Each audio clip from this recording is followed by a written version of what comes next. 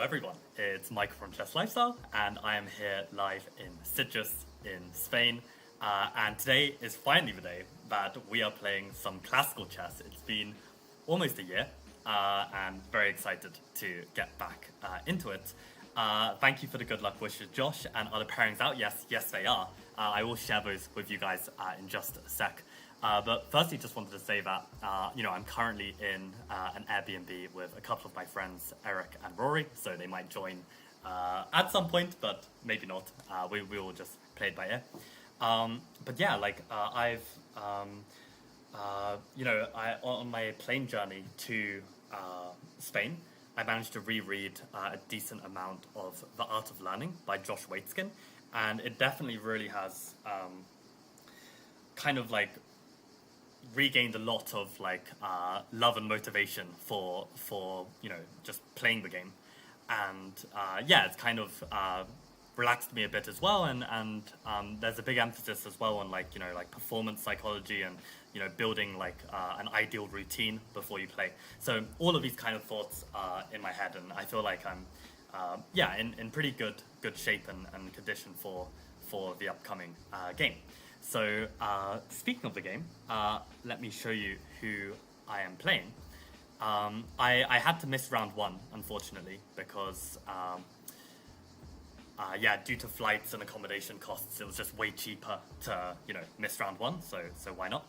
And I am playing a WFM from Cuba, as you can see here. I don't know how to pronounce her name, Lianci, but turns out that she's actually got a YouTube channel as well. So, it'll be very, very interesting to meet this person. So she's got a YouTube channel in Spanish, around similar size to mine, actually. I feel pretty well prepared. So obviously I'm not going to reveal any of that preparation on stream, and instead what I plan to do is do some Woodpecker, because I actually feel really good about my preparation and my overall feeling, but what I know is definitely not going so well right now is just my overall sharpness, which I want to improve on. So we're gonna train maybe 59 minutes basically until I feel like I'm sharp and ready to go. Then we end the stream there, and then I go try and play the best chess that I can. So let's switch the overlay and let's get into it. Welcome Anabrata to the stream. Haven't seen you here before, I think, or maybe you've come a few times. But welcome anyway. Let's train together. So let's solve some of these exercises.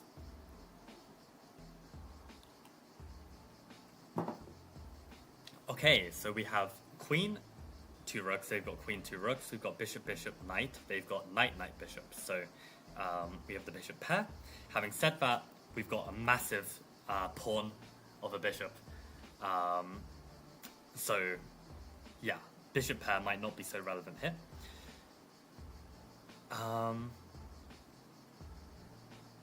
What about number of pawns? 7 pawns, 7 pawns. Okay.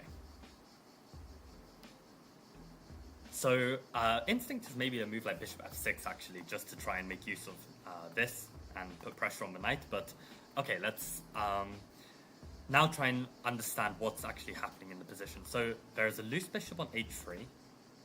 The queen and king are on the same diagonal. What pressures are there? There's x-ray pressure back and forth with the queens. Pressure on d4. Pressure on f5. X-ray pressure on the bishop. X-ray pressure on the pawn. Probably not relevant, but you never know. Pressure on the knight. So maybe a move like f4 then comes to mind. Dislodge the pawn. Okay, so with all of that in mind, then we need to come up with our plan. So our plan, I think, is to win some kind of material. I mean, position was equal at the start, and there's a little bit of looseness in the position. So what options does black have? So what checks do we have at first? We have no checks. Do they have any counter checks? They have no counter checks. Okay. What about threats on the board? Captures. Captures first. So what captures do we have? We've got knight takes d4, we've got bishop takes d4, we've got queen takes h4. So those are the captures, and then what about the threats? Okay, we've got bishop f6 maybe, we've got f4 maybe. Any more threats to look out for? Yeah, that's about it. So, okay. In this position, I mean, maybe white is threatening to just win a pawn on f5, so there is some kind of urgency in the position. So, candidate moves. Let's try. I mean, f4 feels like the best move right now, based on what we understand. But let's go through them one by one. So, queen takes h4, pawn takes h4. There is no follow up. Okay, knight takes d4, rook takes d4, bishop takes, queen takes. I mean, looks like we've got the worst side of that trade. I don't see a follow up. So bishop takes. Going to be the same outcome. Bishop takes, rook takes, knight takes, queen takes. No difference. So then we come to our threats. So let's look at this f4, because it's more threatening than bishop f6. So f4 attacks the queen. If they move the queen anywhere, we can take the bishop on h3, because if they take our queen, our knight defends on e7. So f4, they cannot move the queen. f4, if they take the pawn with the queen, well then we take the bishop. So f4, if they take the pawn with the pawn, if we take the bishop on h3, the queen is now defending the bishop and can take back. So f4, pawn takes, bishop takes, queen takes. And is there a follow-up there? Don't think so. So f4, pawn takes. Do we have a better move? Yes, we do, right? And that is where understanding about the knight was hanging, or there's some tension. That's where that comes in handy. So now we know that, yeah, the knight is hanging, and we can take it. So f4 looks very strong. We have no counter checks. Counter captures, not enough. What about like a counter threat? So what about like knight takes d5? Is that actually doing anything? I mean, at the very least, we can take the queen, and then we can recapture the queen on e7 with our knight. So I think f4 then looks really good. I think let's go for it. Okay, and we just win the knight. And okay, we should actually double check. It was a bit lazy of me to just say we win a knight and we're better. We should actually understand if the resulting position is better. So queen takes knight. Probably they go bishop takes e6. Go pawn takes e6, queen takes e6. King h8. I mean, given the f4 pawn is weak as well, I think this is like definitely better for black, so we can play it. Yeah. f5, okay, interesting. White has some counterplay, but black is still clearly better.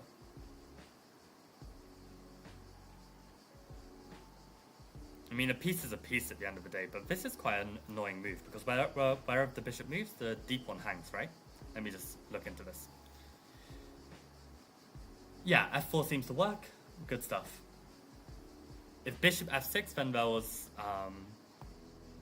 f4. Okay, there was some issue. Yeah, exactly, right? I'm never actually pinning the queen to the king. They can block it.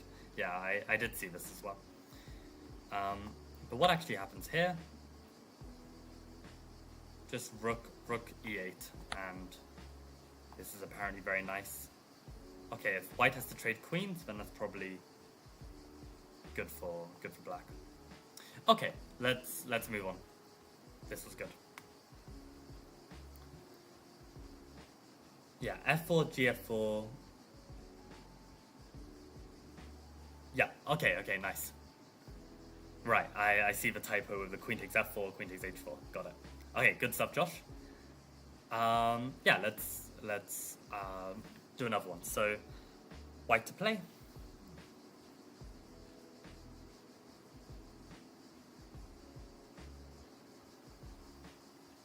Okay, so we got queen, rook, rook, knight, knight, bishop, queen, rook, rook, bishop, bishop. So we have an extra, well, we've got two knights for a bishop, basically. But they do have more pawns, so we've got two knights for a bishop and two pawns. And we both have dark square bishops, okay? Our queen is being attacked. Their king looks very weak. I mean, we've got all this x-ray pressure on the king.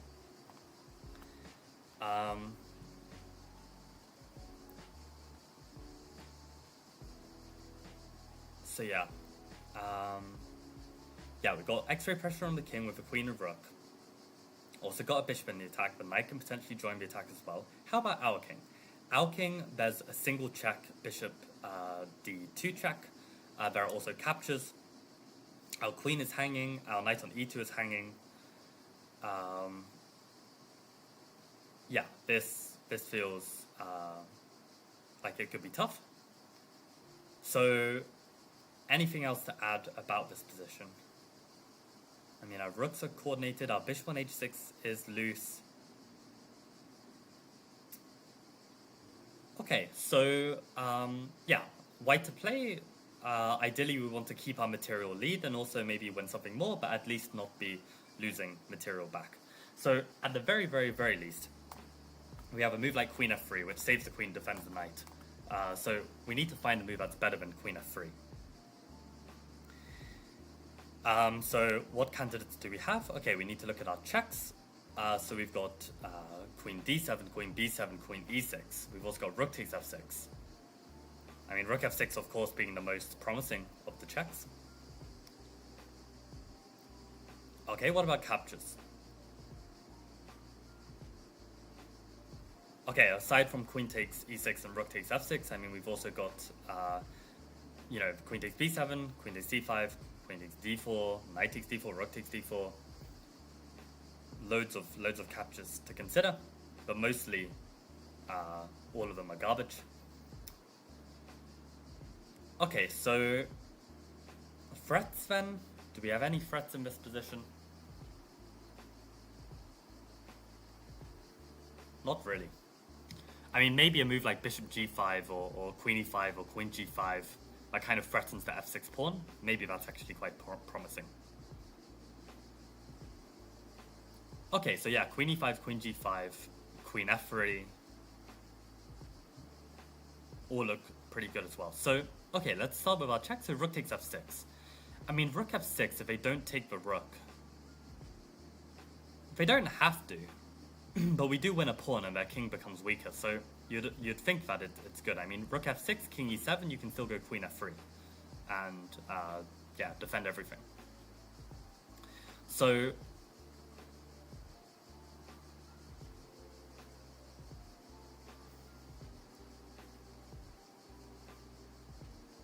yeah, so rook f6, let's imagine king takes f6. I mean, what candidates do we have after that? I mean, we've got queen g5, bishop g5, g5, the other rook to f1.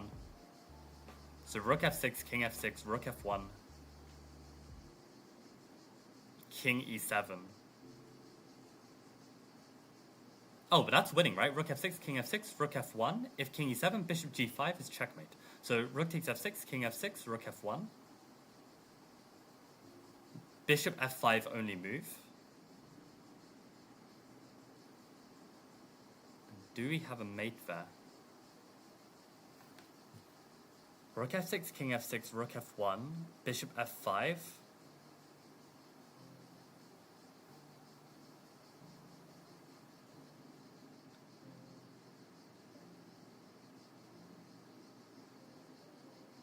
I don't see the mate.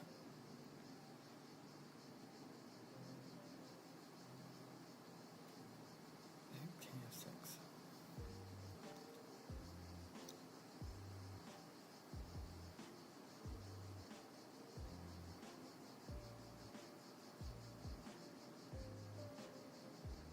So okay, let's stop tunnel visioning. Rook f6, king f6. What other candidates do we have? Let's try this queen g5 check. Queen g5 check forces king f7. So at that moment, what about rook f1? If rook f1 and bishop blocks... Ah, wait. Queen g5, king f7.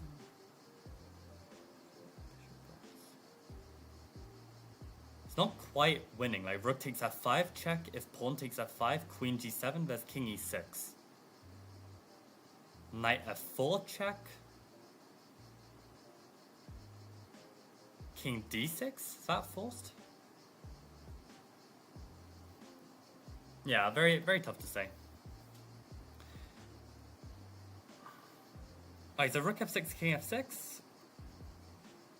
We also had g5. g5 check, probably king e7. Don't like that too much. Rook f6, king f6, bishop g5. King f7, rook f1. Oh, and the bishop's pinned. Wait a sec, the bishop's always been pinned. I completely missed this, right? If king takes him, there's rook f1. There's no... Oh no, the king has moved at that point. Wait, so there's no pin. Wait, so rook f6. This is why I need to do Woodpecker in the morning to wake up.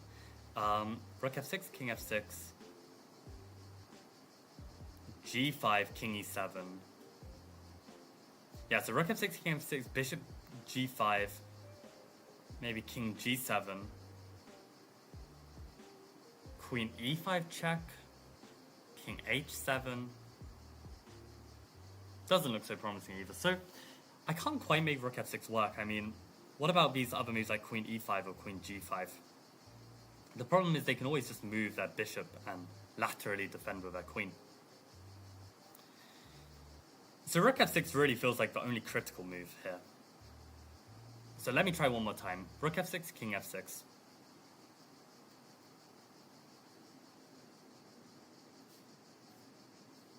Rook f1, e7. No, rook f1, there's bishop f5.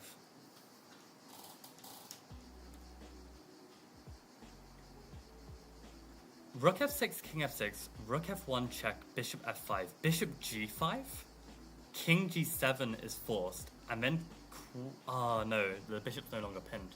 I was trying to make queen d7 work there.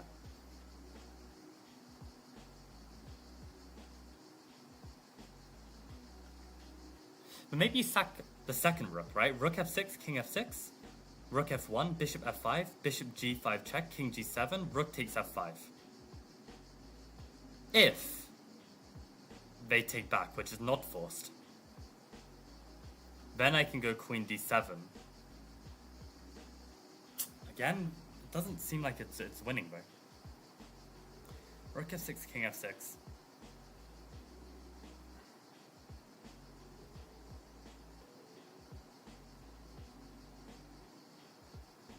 I mean, rook f6, king f6, rook f1.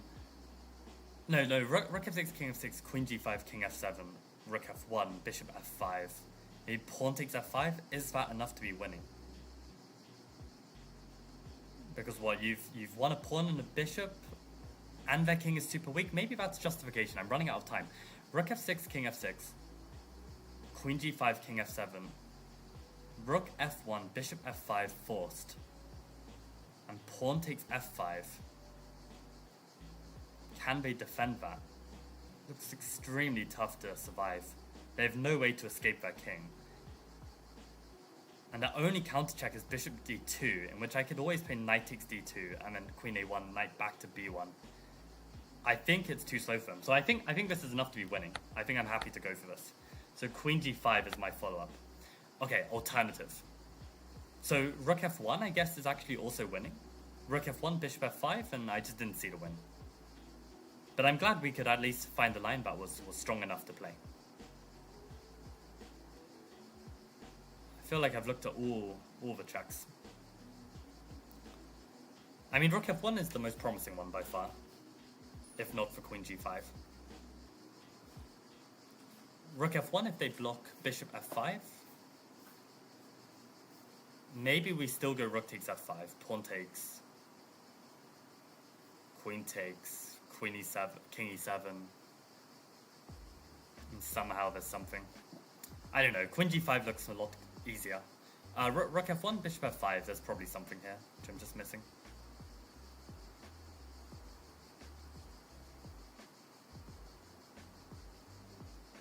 I'm gonna play it. I want to move on to the next one. So,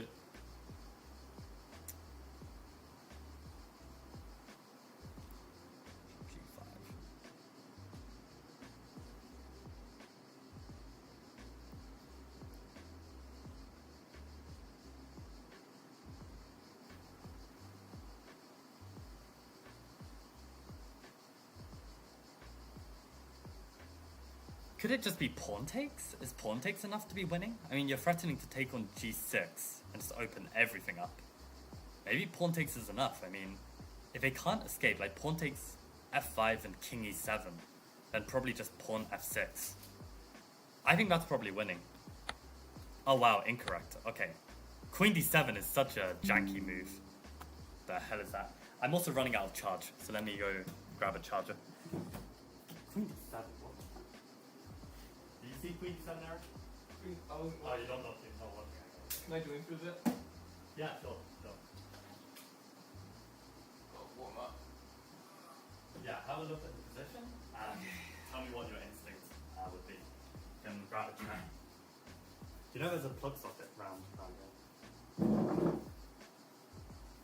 Guess I can just move. There's one there. Oh, okay, perfect.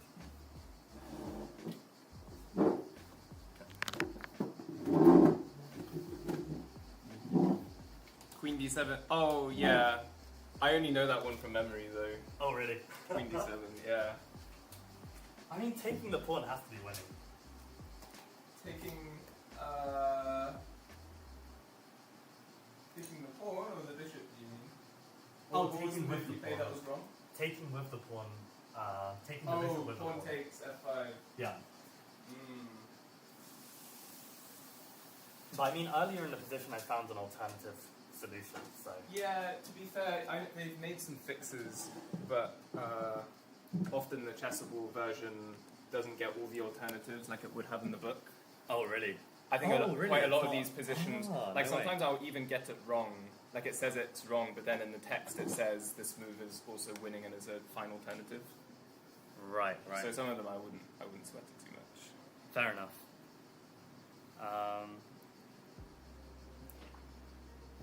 Oh damn, Peter Finn in chat. Welcome Peter to the stream. Found Queen d7 as an idea. Amazing. What was the logic? And Queen d7. Oh, is the point that if Queen d7, Queen e2, then Rook f5? Oh. Is that the idea? Because you're constructing like a mating net? Queen d7. You're saying Queen e2 is the top try. Oh no, there's just Bishop g7, mate. Oh, yeah. Yeah. Okay. But okay, yeah. And if Queen d7, they play like Bishop d2 check. You just take it with a king.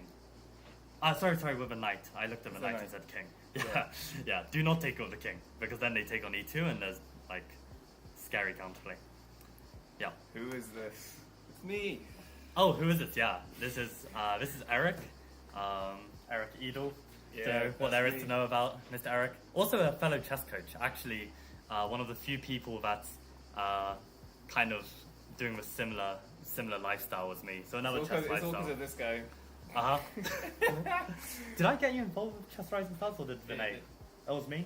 Vinay never did chess. Yeah, You did do Vinay chess. came after me. Ah, I came after you, okay. Yeah. Okay. Nice.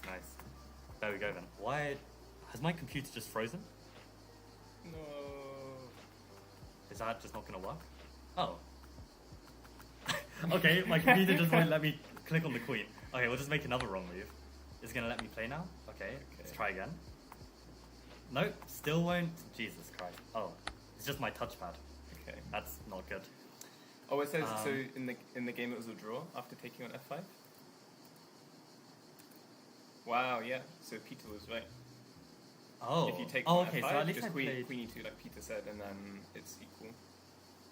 Wow. Okay. Yeah, because there's no taking on g6 because of queen takes f1. Right. Yeah. Yeah. Very nice. My alternative, which I just felt was simpler, was at this moment play queen g5 check, and only then rook f1 here. So is rook f1 not winning? I thought rook f1 is just winning here. Wow, it's not winning. f5. So I just thought gf5, but again we have the same problem with this queen e2. Yeah. It's so Got to see tough. deeper, got to see everything. Yeah. We have a message from Albino Duck Pigeon, who's on 0 out of 3 in their tournament. Oh no. My guy. Well, I well, started my last tournament 0-3, but That's true. You know, you can always make a comeback. and got positive rating gain in the end, so Exactly.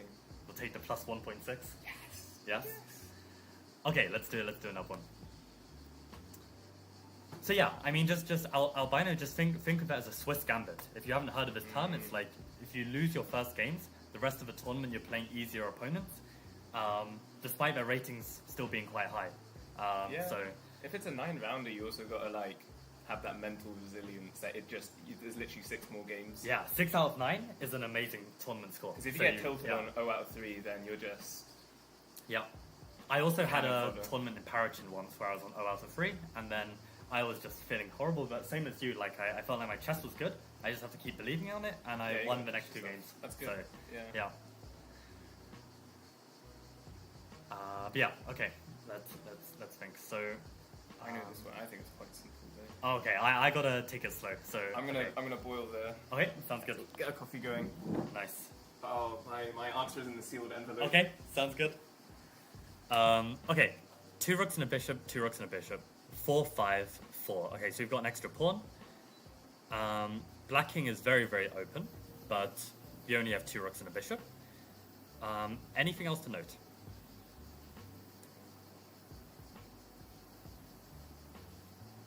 So our bishop has a lot of pressure on it, although we are defending it twice. There is X-ray pressure here, there's also X-ray pressure here. We've got X-ray pressure on bear rook.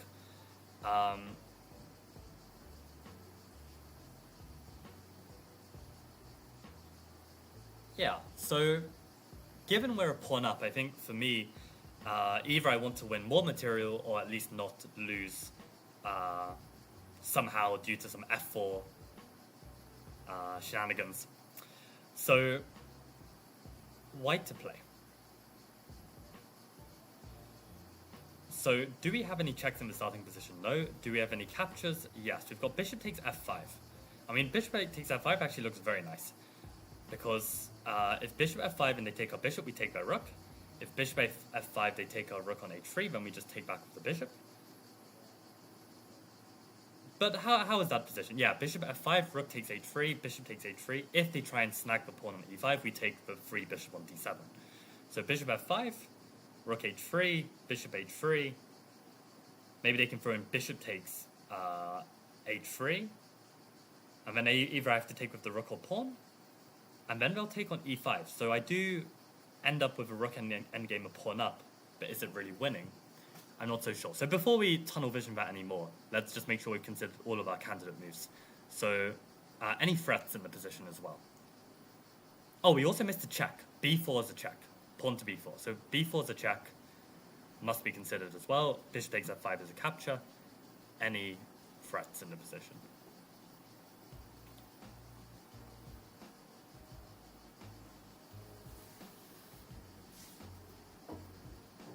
I mean, I guess any other bishop move is also a threat on the rook on h8, so bishop g6 would also be a threat.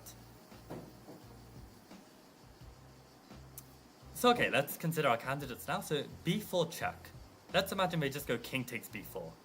How has that changed anything in the position? I mean, we can check them one more time with a pawn. They just go back king c5, and I feel like we've lost a pawn. So then I want to look at the captures. So bishop takes f5 again. And I was just trying to work out what happens if they play rook takes h3, which I think is forced. Don't mean there's any other move there. There's no counter check. So bishop takes f5, rook takes h3. And is bishop takes h3 forced? Yes, it would be. So bishop f5, rook h3, bishop h3. And then bishop takes h3. Maybe just pawn takes h3, rook takes e5, and then we just push h4. They go rook h5, and is that a winning endgame? So we've got rook behind the pass pawn. It's on the outside of the board. I mean, it looks promising. I mean, that's the benchmark, right? So if we don't find any other move that has anywhere near as much potential as that position, then that's the answer we go for. I'll look one more time at b4. b4, they just go king takes b4. Really don't see how that's helping. I don't see any other way to exploit, like bishop g6. They just take on h3. Nothing there. Bishop g8, they just take the bishop. Even worse. So okay, I think bishop f5 is my answer. What do you think? I agree. You agree? f5 is correct. But did you agree with my whole variation? Yeah? Yeah, bishop Okay. takes, of course. Oh my god, okay, my I don't touchpad know has what's died going again. on with the touchpad. Yeah. And it just says white's winning. Terrible from the book. Interesting. I think I would agree with Peter's comment that he would play G takes. Yeah. Uh-huh. It just makes a lot more sense getting the rook behind the pawn, Yes. and he is correct. Yep. Oh, Takes. let me make the move. Yeah. Yeah. Yeah, because sometimes you want the rook to be like open and active, but there's no real targets. Not here. Right? You just wanna shove. Yeah. So this position, I mean, I wouldn't be 100% sure it's winning. No, but it would be the best winning attempt, which I suppose is like enough. Right. Yeah. Like King D2, I was looking at this King D4, like just to shoulder the king. Yeah. And then go to King E4 exactly. Yeah, the game's far from done.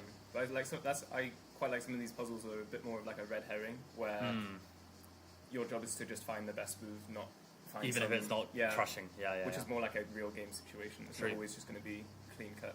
But interesting how this position is like +1 unless you find the move A4.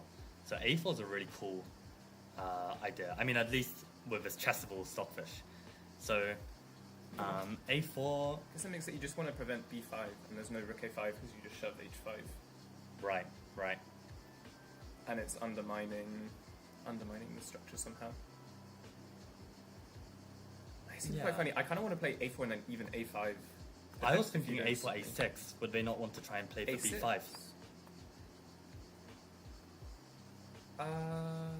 I mean, let's look at both. Like, okay, if you go A5? Oh no, I meant I want to play A5. Oh, you want to play A5 yourself? Even. Okay. Where interesting. Okay, so I guess you just keep making progress. You need Fine. 2. Oh, okay. I guess it just makes And sense. B5. B5. Oh, now A5. Oh, that makes sense in a way to keep A6 as a weakness. Yeah, I learned this really valuable lesson from when I played this GM in Iceland, where, okay, so it was like a very extremely dynamic game, so actually considerations of like endgames weren't important, it was about the move by move, it was very concrete. But I did actually learn a very important lesson. There was a moment where there were like multiple moves that kept the position level, and I played one that technically the eval didn't change a lot, but then a more experienced player told me after that actually it's a positional blunder.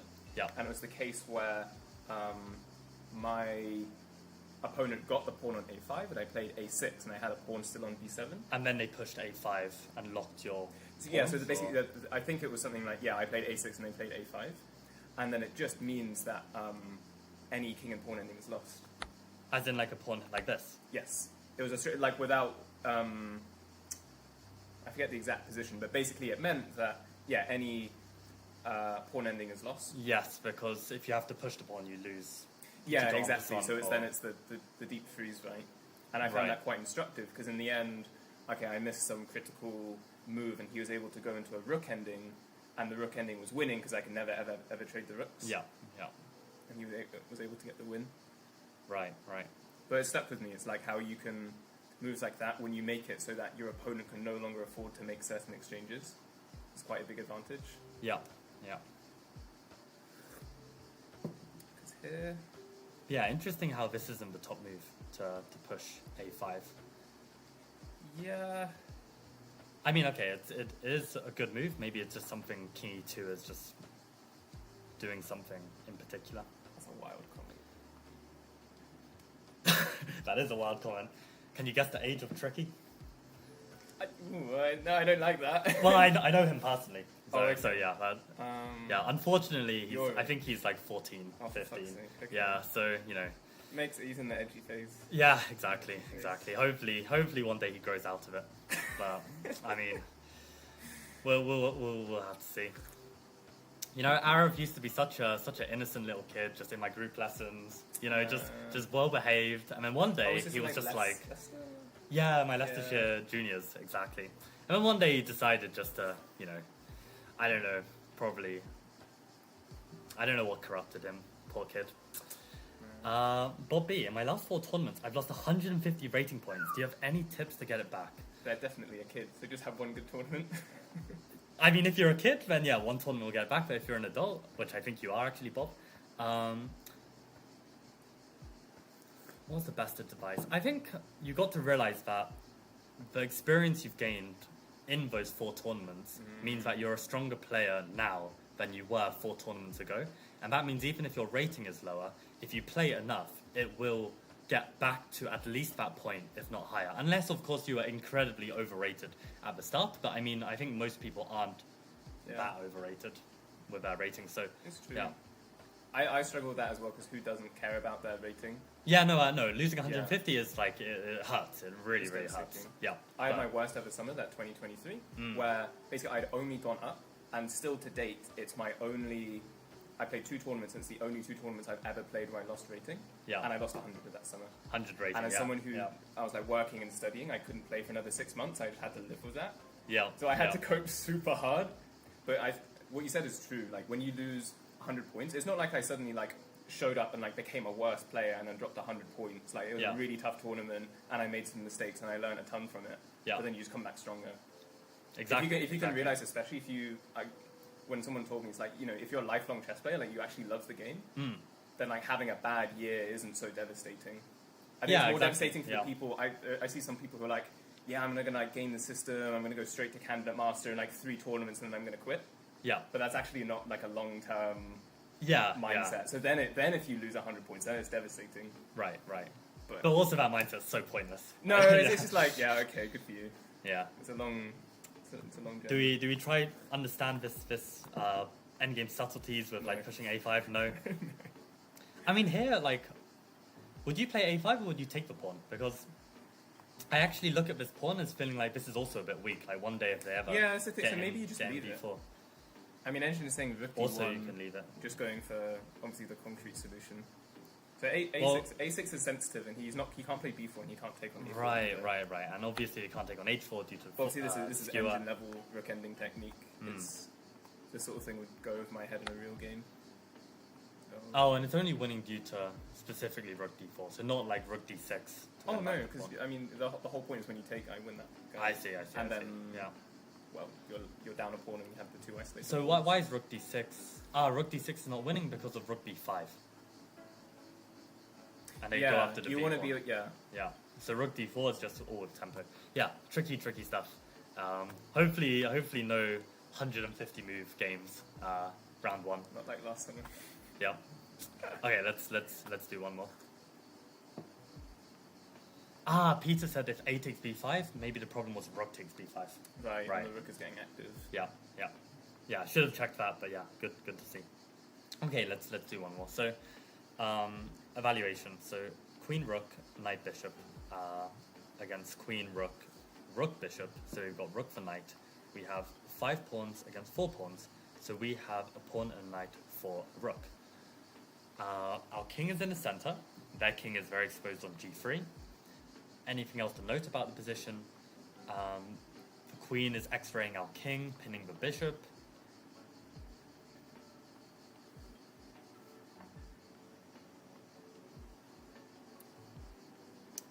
I'm also just immediately seeing like there might be like some rook takes bishop and Rook queen F4 e1. is speaking to me. Yeah.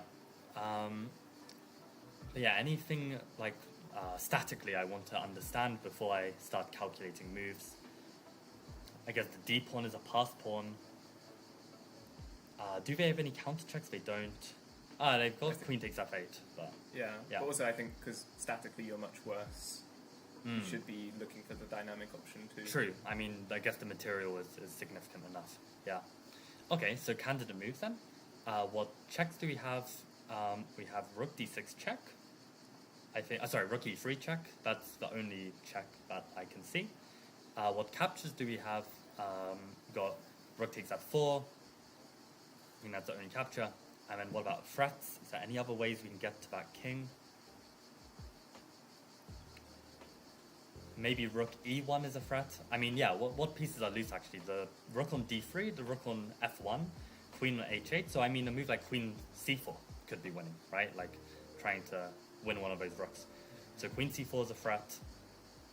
Rook e1 is a threat. I guess maybe knight b4 is a threat. And knight e5 is a threat. I think we've got to be quite quick because it's a position where I think if white has one move to consolidate, you're pretty much stuck. Like for example, queen c4, rook fd1, and right. Like what do you have, right? Yeah, fair enough. But yeah, still needs to be a candidate, I would say. Oh, there's also queen takes a2, but probably irrelevant in this position. So, okay, let's start with... I want to start with the check, just to get out of the way and make sure it's not just winning on the spot. So rook d6, rook e3 check, probably bishop takes e3. And in that position... It's no good follow-up check. It's like if queen d6, bishop back to f4. Yeah, exactly. Or queen e5 would be a queen trade even, which we don't want. So rook e3. If bishop takes, we could go pawn takes. Doesn't look completely over to me, but might just be unnecessary, especially if white can play like rook e1 and try and round up that pawn. So it's definitely not giving too good vibes, but maybe not absolutely ruling out at this moment. So let's look at this rook f4 instead, because that looks very promising. Rook f4, can they avoid taking our rook? Can they play anything else? No. Don't think so. Rook f4, okay, let's see how they can take back. King or rook. King or rook, indeed. So let's imagine if rook takes f4, rook takes f4, queen e1 is one candidate move. Any other candidates? Let's try that. So rook f4, queen e1. Rook f2 blocks. And then, what checks do we have? We've got f4 check. And rook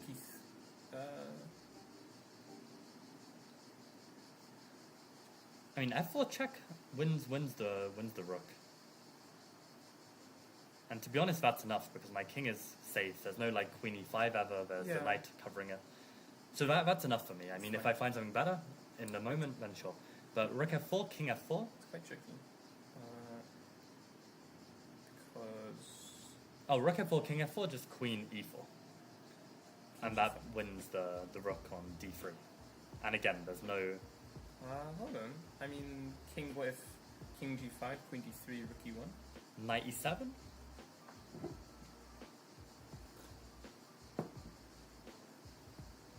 But yeah, good point. That could be something. Knight e7, maybe there's queen e5.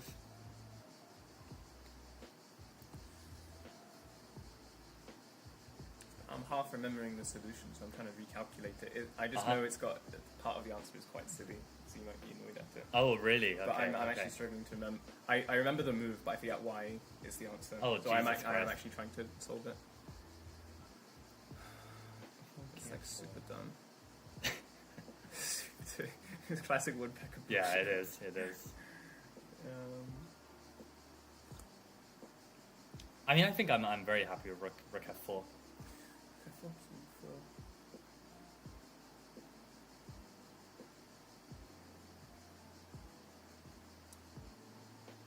I mean, I guess it's gonna say like rook f4, king f4, maybe queen d6 is a finesse. Like they go king takes f5, queen g6. I know this move, and I still don't know why it's correct. Okay, shadow move then. Shadow move. It's knight e5. Knight e5 here? No. Oh, rook f4. Rook f4, and like it's one of those bullshit ones where like the line stops after knight e5. Oh, so like when I'm doing like 200 Woodpecker puzzles or something, you like skip through it. Yeah. Oh, I mean it makes sense, right? Because rook f4, king f4, knight e5 threatens a fork on g6, as well as the rook. That's the point, and you threaten to take on d3 with a check as well. But it's not because it's not technically such a forcing move. Wait, it's kind of hard to see. But rook f4, king f4, knight e5, queen takes e5.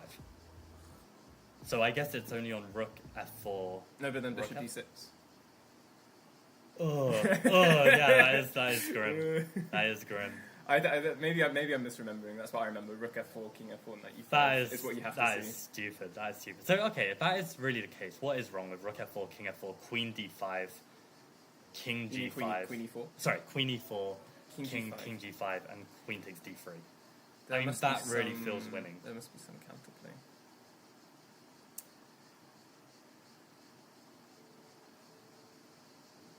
Alright. Shall we? Okay, let's. I want to give my answer and see. And it's gonna say alternative. Yeah. Okay, and then instead it's actually this bullshit. That is ridiculous. Okay, nothing wrong with queen e4, king d5, queen d3. Okay, yeah.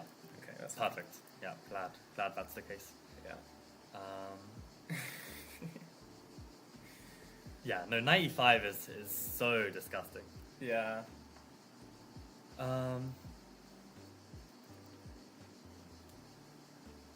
Too many comments in chat. I'm getting confused.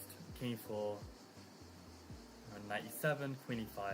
Okay, yeah. So actually, Peter suggested the same line as I did here. Well, you mentioned this rookie. Yeah, one. no, rookie one. So let's 97. just double check that this is actually perfectly fine. It's still winning, but complicated. So 97, Queen e5. Queen e5. Is that a simple move? Queen d2 with what idea? Queen d2 with king f6, queen h6 is checkmate. Queen d2, king h5, queen h6 is checkmate. So queen d2, king h4 is forced. Queen d2, king h4, f6 is kind of disgusting. Like, it's no, I would definitely struggle to practically calculate all of this. Yeah. Just any position where your opponent has so many different moves. You'd have to just play it knowing that it's just a winning position. Yeah. I guess, yeah, two pieces against a rook, you're not getting mated. You have the pass pawn. Like, you'd want to calculate something a little bit more. You want that reassurance. Yeah. But Doesn't look like you're going to get it. Like, queen f2, engine is saying queen g3, but of course everyone's Yeah. going to play king h5. this is how I feel actually when I'm preparing for some games where I've learned to really not trust the engine sometimes, where it will literally say like -2, and I'm like, there's no way I'm winning this in a real game. Because sometimes, you know, when you like mash spacebar and you go down the line, and you go like 20 moves down the line, and I'm like, even if I somehow remembered this, I still wouldn't be able to win this position. Right. And you just got to pick the simpler option. Yeah.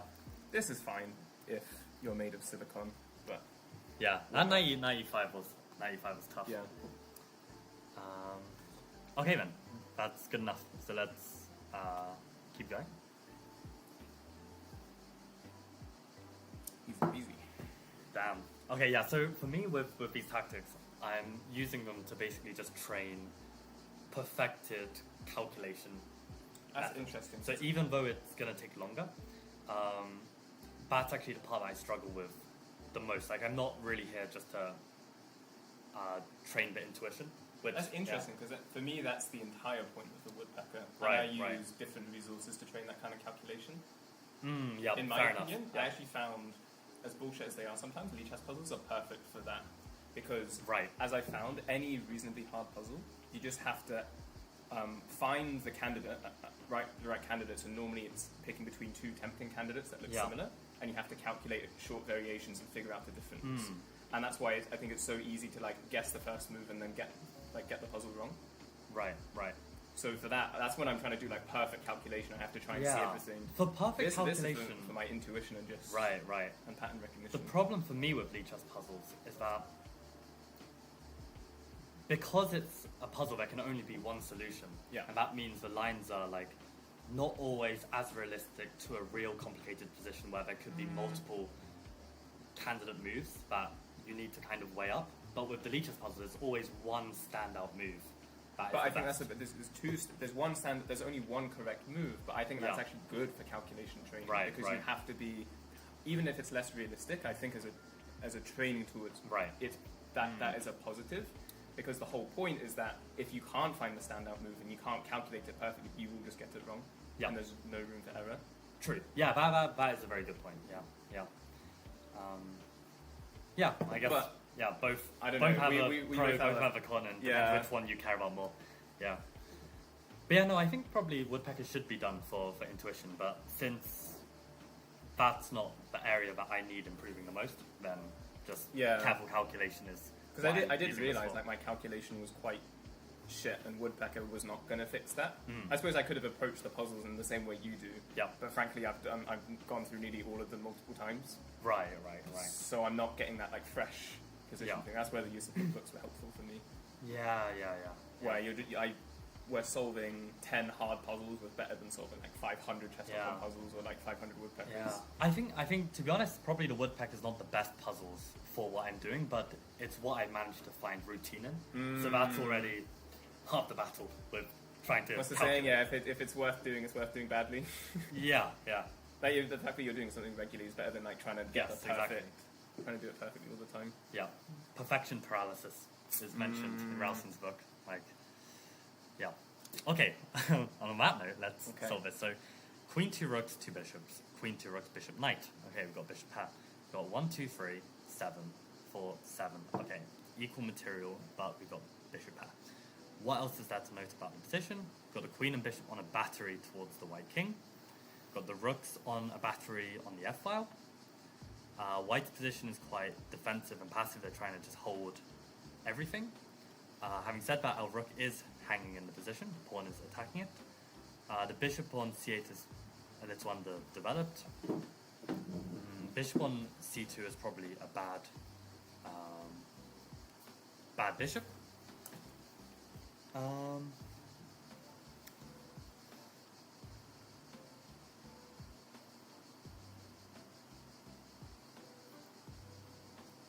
Anything else to note about the position before we continue?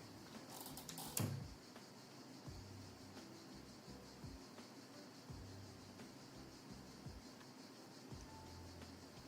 think that all looks good. So, okay, on that note, let's think of some candidates. And yeah, the plan should be save our rook and hopefully find something dynamic in the process. So, of course, all the rook moves, the f4 rook is relevant. So, you know, you've got like rook f3, rook f2, rook f5, you know, all going to be candidates. Do we have any checks? No, we don't have any checks. Do we have any captures? We got rook takes f2, we got queen takes d4, but... Oh, we got bishop takes h3. No other captures. And then, what about threats? Can we make any threats work? Maybe e3 is a threat. Should be looked at. So, okay, on that note, let's start calculating. So, let's start with our captures then. Queen takes d4 threatens mate, but just queen takes queen. Bishop takes queen. Wait a sec. Queen takes d4, queen takes d4. Bishop takes d4. I guess they just take the rook on f4. And then I'm down in exchange. So for that reason, probably not. What about a move like rook takes f2? Rook f2, rook takes f2. Rook takes f2, queen takes f2. Can't make that knight go away. So what about rook f3? Well, obviously they can't take it because of queen b2 mate. So rook f3.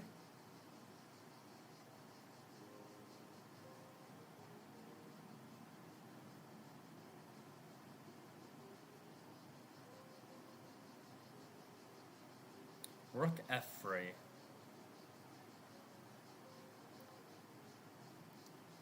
The problem is they are attacking our pawn, right? So rook f3, they could just, you know, take rook takes e4. Which feels quite uncomfortable. Although rook takes rook f3, rook takes e4, rook takes b3 check. Looks promising. If they take our rook on b3 with the bishop, we take on e4.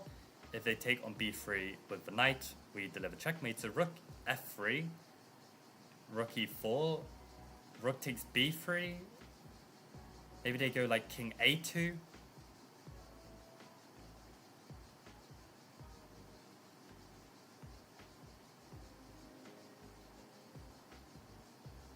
F3.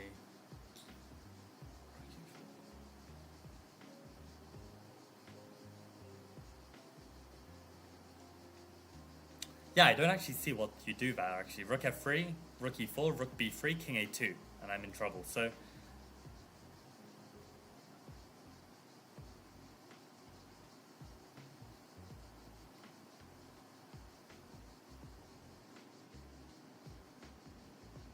rook takes f2 would at least pin that rook.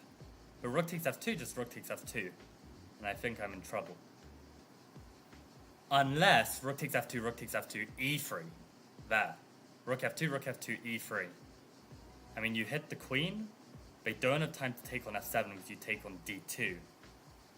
So probably that's going to be clutch.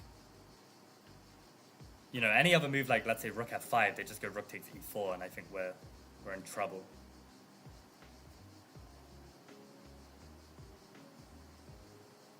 Yeah, I think rook takes f2, e3 does the job. Because if they ever try and pin the pawn with using one of their rooks, we just take the queen anyway. Oh wait, but we did sack a rook, right? To get this in. So e3, they could play a move like rook e2. Take the queen, they take ours. We take theirs. Ah, maybe we take with the pawn. Right, so that when they take back, we can take the knight. And then we have a winning position, will be a piece up.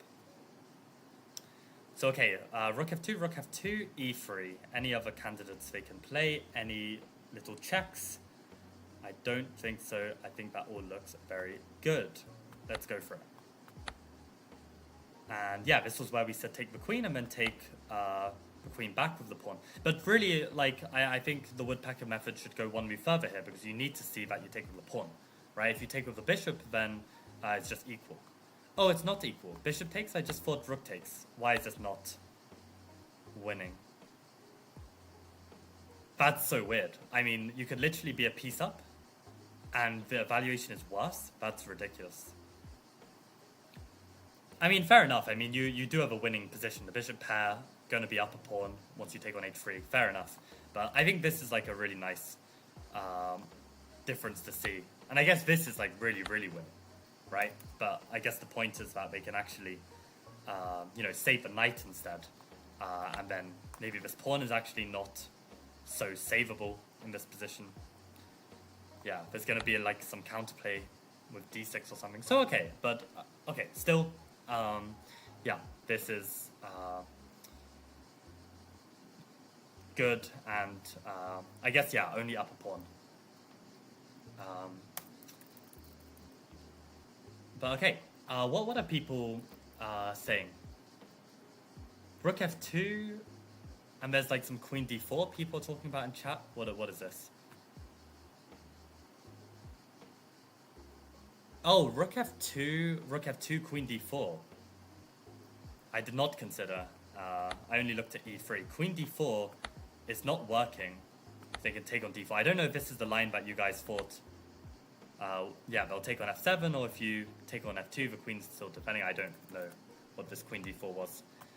But okay, yeah, we've got 4 more minutes. Question is, do I want to do one more, or do I want to get ready to go? I think, to be honest, I think we've done almost our 59 minutes, and actually I'm feeling pretty sharp as it is. Very, very happy that, you know, I've done some calculation training this morning, and yeah, exciting tournament ahead. So yeah, my results are on Chess Results if you would like to follow along. And yeah, I am doing a little bit of vlogging here or there. I'll put a video together at the end of the trip.